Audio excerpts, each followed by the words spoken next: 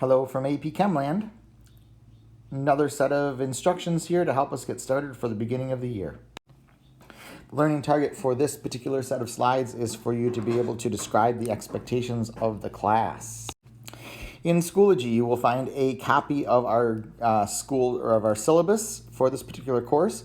It has an overview of the course. It has my expectations for policies and procedures, as well as a full listing of all of the topics that we're going to be covering in this course.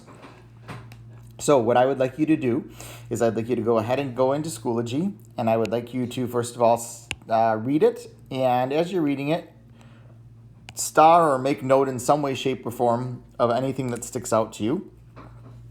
And then if you have any questions, and again, this is optional, this is not required, but if you have any questions as you're looking through there that you need clarification on, please go ahead and write the question in the syllabus Q&A discussion in Schoology if you need me to respond to that question. So again, go ahead and write those in, and as questions come in, I will write answers to them.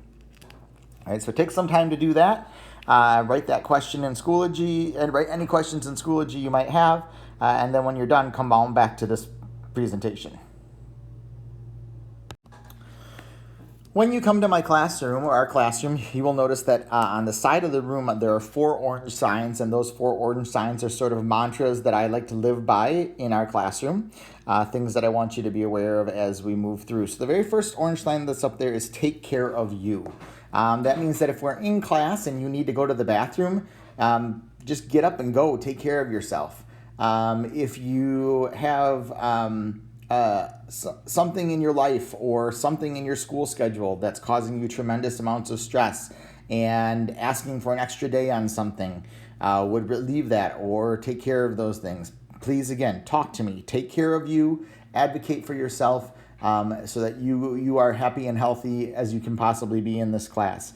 Nothing gets students in trouble or behind more than when they're struggling and they don't reach out for help. So please make sure you take care of you, do the things you need to do for yourself. The next 2 signs are both just my expectations for how we treat each other in the class. The orange signs say, one of them says, fill buckets, don't empty them.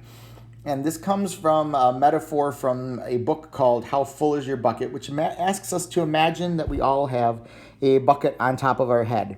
And when people do nice things for us, our bucket gets full.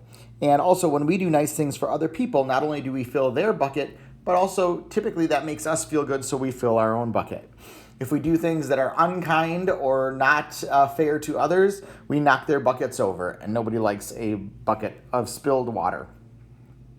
So fill buckets, don't empty them.